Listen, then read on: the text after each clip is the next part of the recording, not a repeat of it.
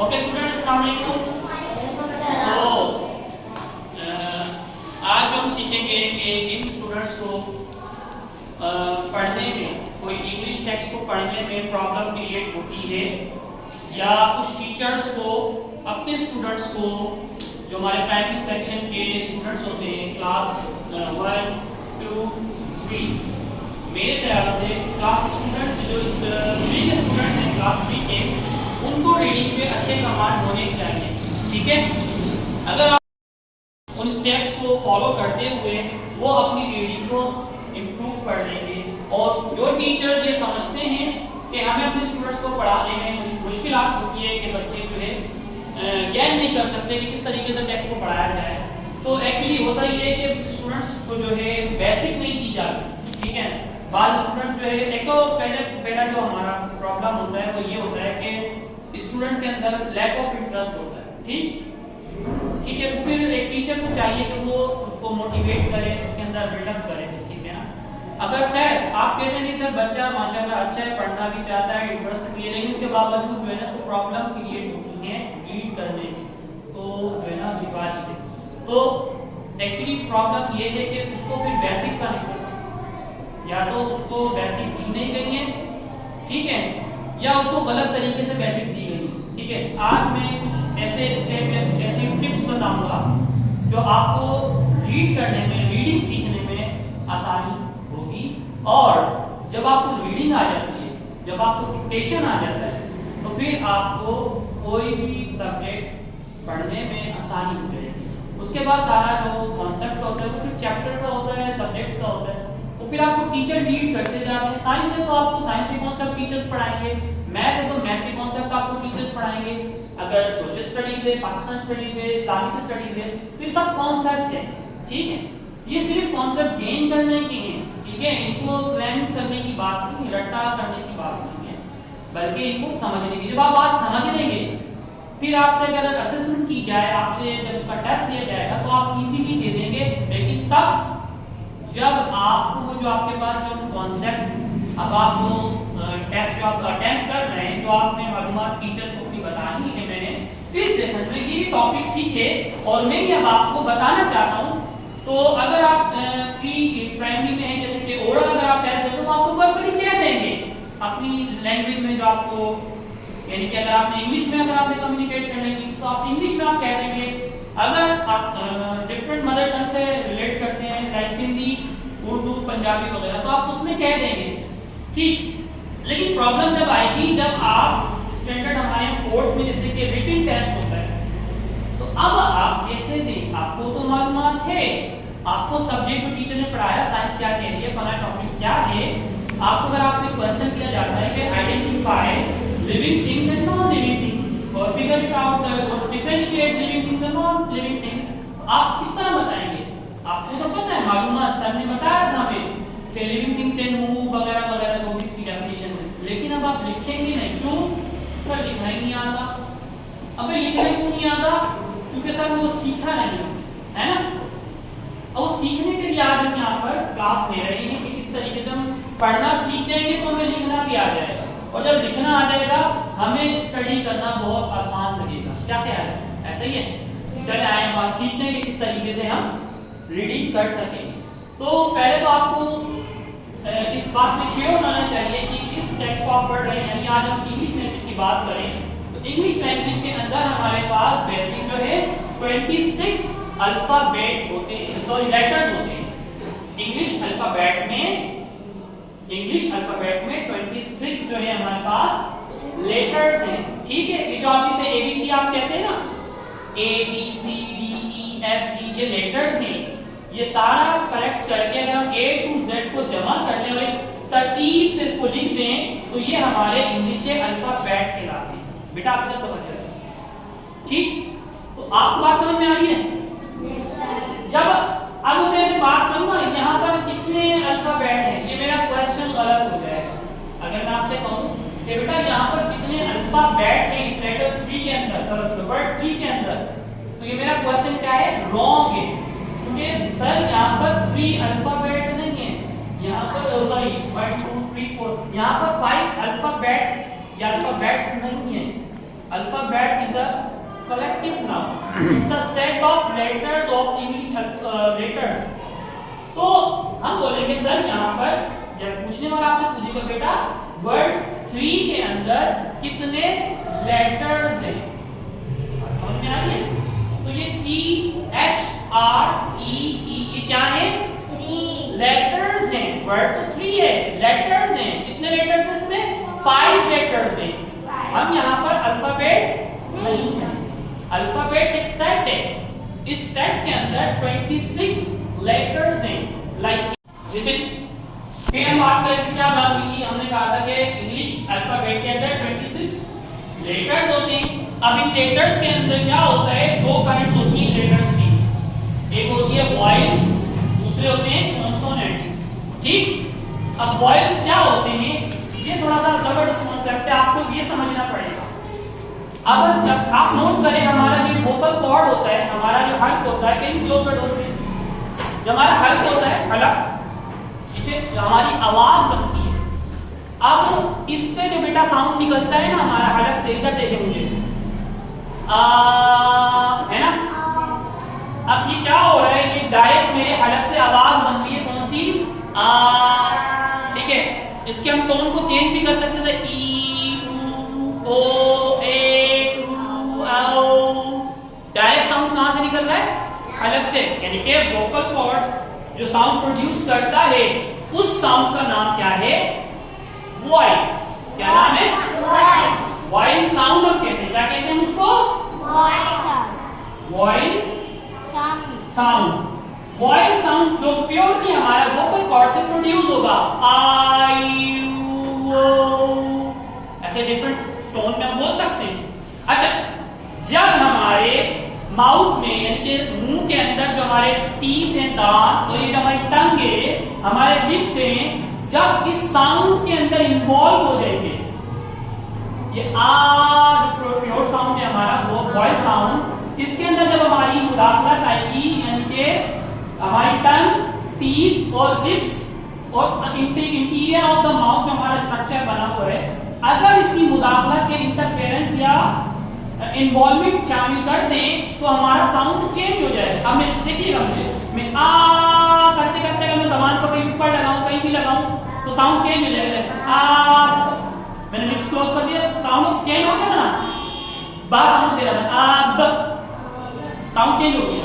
इस तरह का बोलो, आ त, आ ट, आश।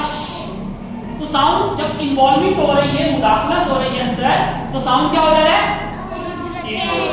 अब ये चेंज होने वाले साउंड है जो चेंज हो जाते हैं, जैसे का कौन सा साउंड हमारे पास है? बा, खा, ड, मा, ला, ता, चा, पा, खा। ये सारे साउंड कहलाएंगे हमारे कॉन्सोनेंट्स। ये साउंड क्या कहलाएंगे हमारे पास? Consonant sound. मैं आपकी सेकंड एंड हो जाएगा, अभी मैं आपसे क्वेश्चन करूंगा, ठीक है ना? तो अभी बात करें वर्ड स्टूडेंट। तो अभी हमने क्या सीखा? दो चीजें सीखी, एक वॉइल साउंड होता क्या है, और दूसरा कॉन्सोनेंट साउंड क्या होता है। बात समझ में आ गई?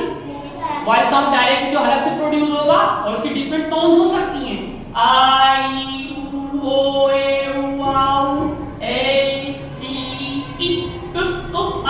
सारे क्या है? कौन से वाले? वॉइल साउंड जो हलक से अदा होगा। अगर आपने मदरसा पढ़ा होगा, आपने पढ़ा होगा, काई साहब ने आपको पढ़ाया होगा या उस्ताद ने आपको पढ़ाया होगा, हमजा ज़बर आ, हमजा जेर ई, हमजा पेश आ ई उ। जो ये आ ई उ साउंड है, ये क्या है? Voile sound. कौन सा साउंड है? Voile sound. इसके अलावा आप जितने भी साउंड आप प्रोड्यूस करते हैं अपनी जबान, दांतों की और अपने हलक के अंदर वाले यानी मुंह के अंदर वाले हिस्सों की और लिप्स की मदद से जो आप साउंड बनाते हैं, बाकी सारे साउंड क्या कहलाते हैं? कॉन्सोनेंट। अब मैं लिप्स की मदद से साउंड बनाऊं, म, प, ब, लिप्स की मदद से बने ना, म, प, ब।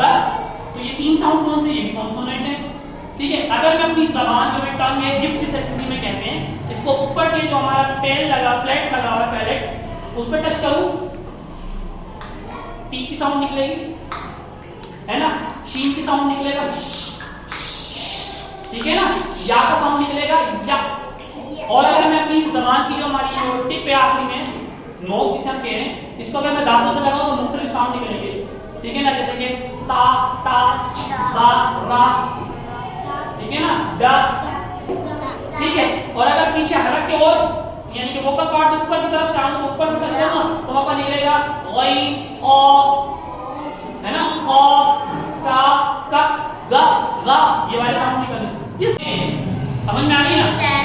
अब सवाल आता है जो हमने कहा था ए बी सी जो है हमारे पास ए बी सी वगैरह वगैरह एक्स वाई जेड, ये 26 जो सेट ऑफ अल्फाबेट लेटर थे, अल्फाबेट्स हम कहते हैं, इनमें आप देखें, अब बात गौर से सुनिएगा बेटा, जब तवज्जो दें, इनमें देखें कि ये जो आपका पहला लेटर है ए, आप बताइए कौन सा साउंड देता है, कॉन्सोनेंट साउंड देता है, वॉइस साउंड देता है, ए बोल के देखें, ए का साउंड क्या होता है, फोनिक क्या है, ए का फोनिक क्या है, आ, तो कौन सा आ साउंड क्या होता है, वॉइस साउंड क्या होता है, वॉवेल साउंड। इसीलिए हम लेटर ए को हम क्या कहते हैं, वॉइल लेटर कहते हैं, है ना। अब बी देखें आप, बी कौन सा साउंड दे रहा है, अब बात बताएं वॉइल साउंड है कॉन्सोनेंट साउंड है, कॉन्सोनेंट साउंड है ना, इन्वॉल्वमेंट ऑफ लिप्स आ रहे हैं ना हमारे लोगों की, जो चक सब हिंदी में कहते हैं, इसकी इन्वॉल्वमेंट है ना इसमें, तो जो इन्वॉल्वमेंट आ जाए तो क्या होगा, कॉन्सोनेंट। अब इसीलिए हम लेटर बी को क्या कहते हैं, कॉन्सोनेंट लेटर, क्या कहते हैं, कॉन्सोनेंट लेटर। अब समझ में आई बात, दिस इज द लॉजिक, ये इसका फंडा है, ठीक है ना। जो लेटर्स हमारे ए बी सी के अंदर जो लेटर वॉइल साउंड देंगे उन्हें हम कहेंगे वॉइल लेटर्स, और जो हमें कॉन्सोनेंट साउंड देंगे उन्हें हम कहेंगे कॉन्सोनेंट लेटर्स, ठीक है ना। यही वजह है आपका ए ई आई ओ यू, और कभी कभी आपका डब्ल्यू और वाई, इसको हम सेमी वॉइल कहते हैं, ठीक है ना। फिर लेंथी हो जाएगा चैप्टर अगर हम इसको बात करें ना, तो हमारे बात कर। अच्छा एक और चीज, जो आपने वॉइल और कॉन्सोनेंट लेटर्स जिन लोगों ने नहीं पढ़ा, स्टूडेंट्स ने नहीं पढ़ा, वो अगर मेरे YouTube के चैनल पे जाएंगे, हमारी ऑलरेडी वीडियोस मौजूद हैं डिटेल में, तो वहां से आप पढ़ सकते हैं, ठीक। अभी आज हमारे टॉपिक हम उस तरफ आते हैं, तो आपको कॉन्सेप्ट समझ में आ गया बेटा, वॉइल लेटर्स और कॉन्सोनेंट लेटर्स का। जो आ साउंड देंगे वो वॉइल लेटर्स होंगे, जो रिप्रेजेंट करेंगे आ साउंड को वो वॉइल लेटर्स होंगे, जो लेटर्स कॉन्सोनेंट साउंड को रिप्रेजेंट करेंगे वो हमारे क्या होंगे, कॉन्सोनेंट साउंड। समझ में आ गई। उसके बाद हम देखेंगे ना, तो इंग्लिश जो लेटर्स हैं उसके जो फोनिक्स होते हैं, यानी कि जो साउंड देते हैं, वो 44 है, 26 तो है, ये आपस में कॉम्बिनेशन करके आपस में एक दूसरे से दोस्ती यारी मिलाकर ताल्लुकात बनाकर कुछ 44 टाइप्स ऑफ साउंड देते हैं टोटल, जिनमें से हमारे पास 19 जो है ना वो वॉइल के से, हालांकि लेटर 5 है हमारे पास, इनका आपस में कॉम्बिनेशन होके इनके आपने रिलेशन करके आप कितने 19 टाइप ऑफ वॉइल फोनिक्स बनाते हैं, ठीक है। और 25 जो है आपके पास कॉन्सोनेंट टाइप कॉन्सोनेंट साउंड्स हैं, जिन्हें हम फोनिक्स कहते हैं, साउंड्स फॉर्म फोनिक्स कहते हैं, ठीक है। तो ये चैप्टर हमारा दूसरा है। अब फर्स्ट कर लें हम स्टूडेंट्स को, हमने अल्फाबेट भी समझ लिए, सॉरी लेटर्स भी समझ लिए, वॉइल कॉन्सोनेंट का साउंड का कॉन्सेप्ट भी समझ लिया, हमने ये भी देख लिया कि फोनिक्स किस तरीके से, कौन से लेटर्स क्या फोनिक्स बनाते हैं, क्या डायग्राफ होते हैं वगैरह वगैरह। डायग्राफ पता है क्या होते हैं, डायग्राफ पहले मैं लिख देता हूं, डायग्राफ, ठीक है। डायग्राफ्स क्या होते हैं, डायग्राफ्स दो कॉन्सोनेंट लेटर्स मिलकर ना एक साउंड बनाते हैं। कौन से लेटर थे इसमें, इस साउंड को प्रोड्यूस करने में कौन से लेटर्स होते हैं, एस एच। तो ये जो दो कॉन्सोनेंट लेटर मिलकर एक साउंड बनाते हैं, इसको हम बोलते हैं डायग्राफ, ठीक। और इस तरह आपका जैसे टी एच दा था बनता है ना साउंड, ये भी क्या है किस्म का डायग्राफ, ओके। सी एच बन के चक, ठीक है, तो ये किस्म का डायग्राफ, ये भी डायग्राफ, क्लियर है। के एच मिलके खान वर्ड है ना, खान, उसमें जो साउंड होता है ये किस्म का क्या हो गया, डायग्राम। ये अभी आप छोटी लेवल तक इसको छोड़ दें। बार आपने आज देखा कि अल्फाबेट कितने हैं, कितनी काइंड से, कॉन्सोनेंट क्या होते हैं, वॉइस क्या होते हैं, ठीक। फिर हमने कल एक डिस्कशन किया था वर्ड बनाना, ठीक है ना। वर्ड क्या होता है, word is the collection of letters that gives meaning and sense, a group of letters that gives meaning and sense. बेटा यार ठीक है, तो वो वर्ड की डेफिनेशन भी हमारे YouTube के चैनल पर मौजूद है, क्लियर है? Yes sir. फिर हमने देखा था जब वर्ड में हमारे 4 types of words, there are 4 types of words according to syllable। Syllabus के मुताबिक 4 किस्म के क्या होते हैं, वर्ड्स होते हैं। जितने भी आपकी बुक में कुछ भी इंग्लिश में लिखा हुआ है ना आपके पास, ये जो वर्ड्स है ना, वर्ड क्या है, group of letters that give meaning and sense, ठीक है ना। ये क्या है, इसकी स्पेलिंग क्या है, CHAL के चॉक। अभी चॉक पढ़ने के बाद हमें मायने मिल गए ना, तो ये एक वर्ड है। अगर हम उर्दू में बात करें ना, जैसे हम बोलते हैं चाय चाय ले आओ, क्या बोला मैंने, चाय चाय ले आओ, क्लोज चाय चाय। अब मेरी चाय तो आपको समझ में आ रही ना कि चाय क्या है, चाय तो वर्ड है नहीं है ना, ठीक है। उर्दू में इसको मेहनत कहते हैं। अच्छा 12 इधर आ लेते हैं वापस। अब हमने करना क्या है सर जी, हमने अल्फाबेट भी, आप कहते हैं कि सर, अली कहते हैं हमें कि सर मैं अल्फाबेट भी सीख ली है सर, मुझे वॉइस एंड कॉन्सोनेंट लेटर्स का साउंड का कॉन्सेप्ट भी क्लियर हो गया, फोनिक्स भी पढ़ दिए, लेकिन सर फिर भी नहीं आ रहा।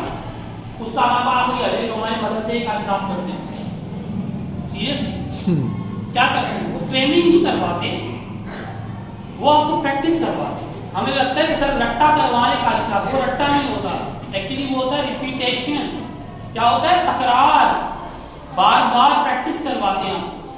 अब आपको पता लग गया, ठीक है। कल भी मैंने थोड़ा आप लोगों से डिस्कस किया था मोनोसिलेबल के बारे में, बाइसिलेबल के बारे में, ट्राइसिलेबल के बारे में, पॉलीसिलेबल के बारे में। जैसे कि मोनो में एक साउंड होता है, बाय में 2 दो साउंड होते हैं,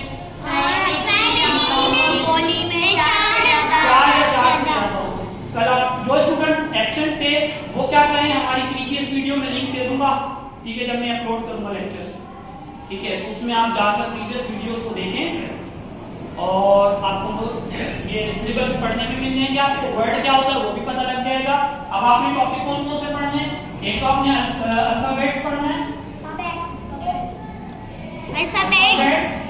अल्फाबेट पढ़ना है, उसके बाद आपने इसकी काइंड्स पढ़नी है, वॉइस कॉन्सोनेंट, और उसके बाद आपने वर्ड देखना है, वर्ड क्या होता है, और फिर आपने सिलेबस पढ़ना है।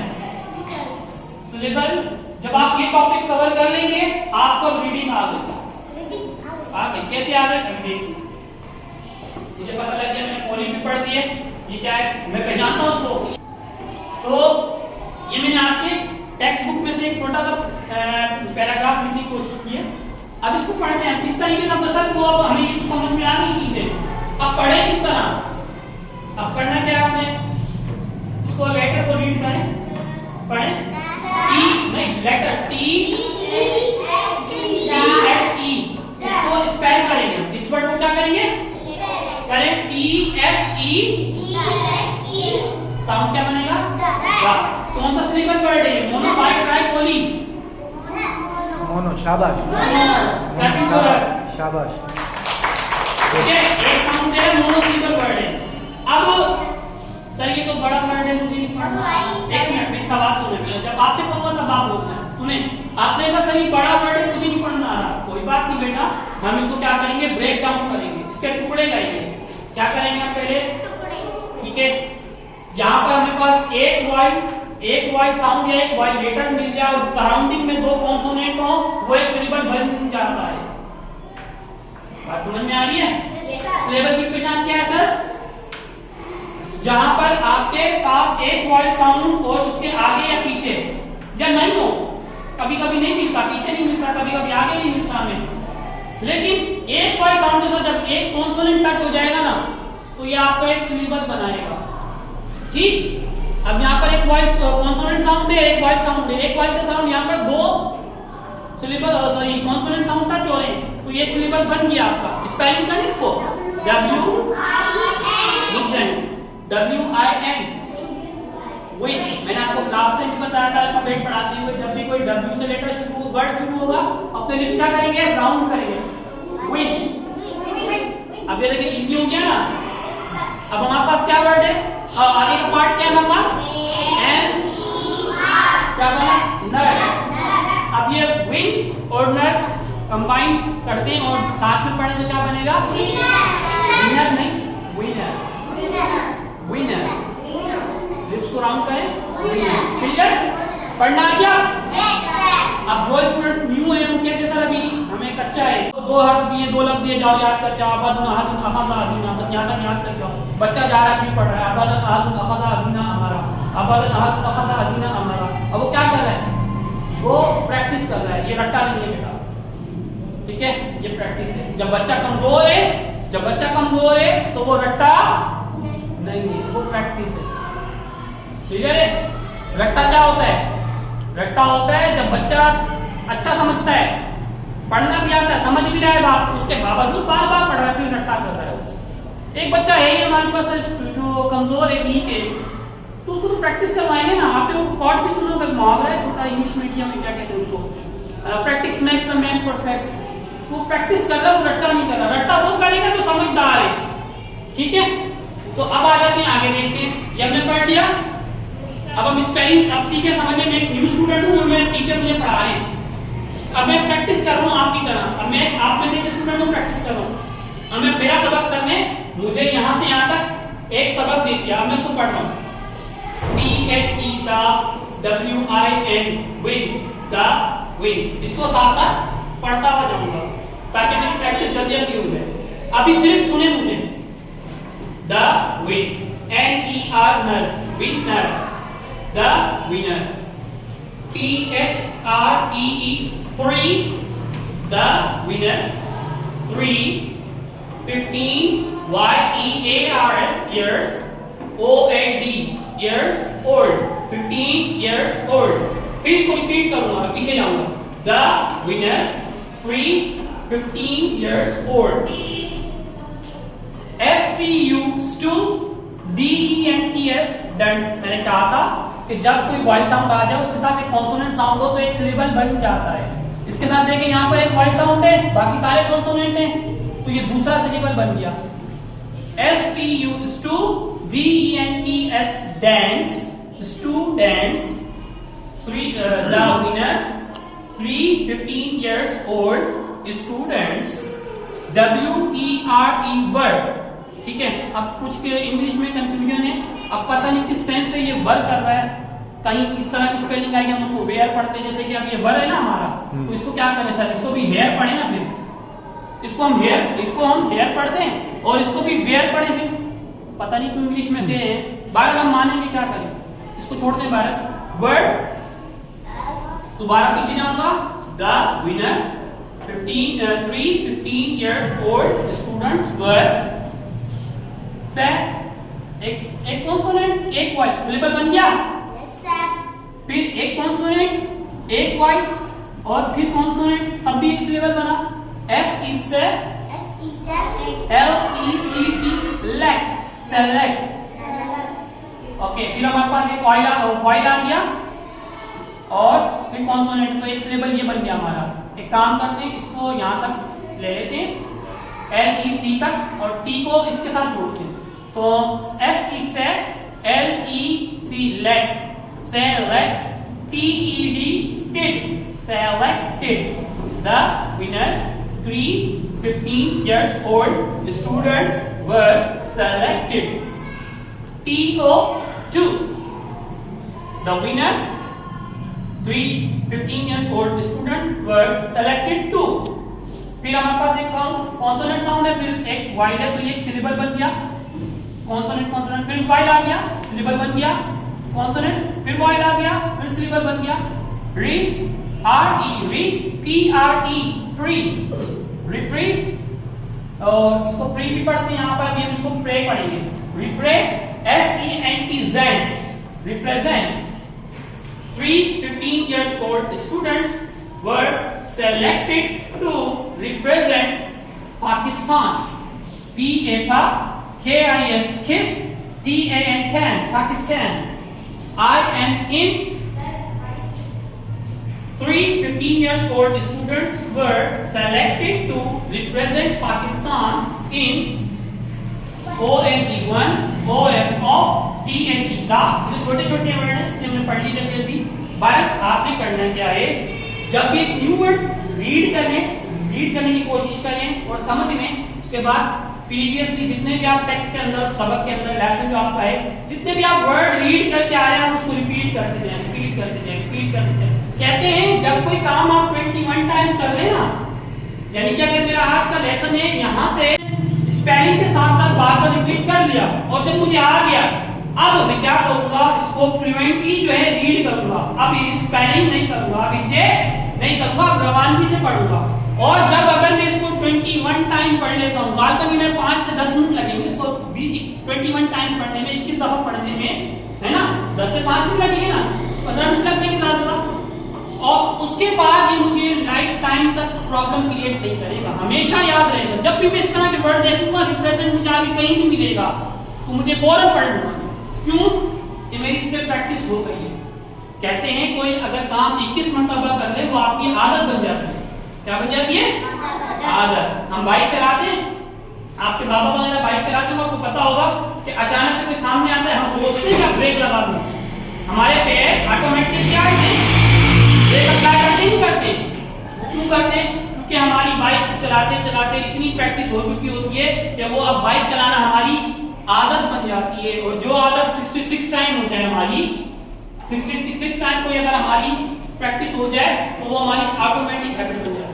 66 डेज तक, सॉरी नॉट टाइम, 66 डेज तक तो हमारी क्या हो जाएगी, ऑटोमेटिक हैबिट बन जाएगी। क्लियर है? तो आज मुझे बताएं स्टूडेंट्स, आपने सीख लिया कि किस तरीके से रीड करें? यस बेटा, जवाब दो बेटा। बताएं, आसान है ना?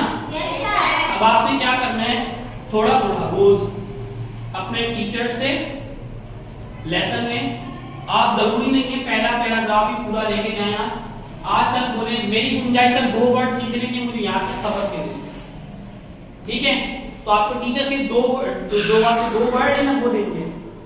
फिर आप जब उनको अच्छी तरह प्रैक्टिस करके आए, कल फिर उसका डिक्टेशन क्या लें, डिक्टेशन लाजमी बेटा।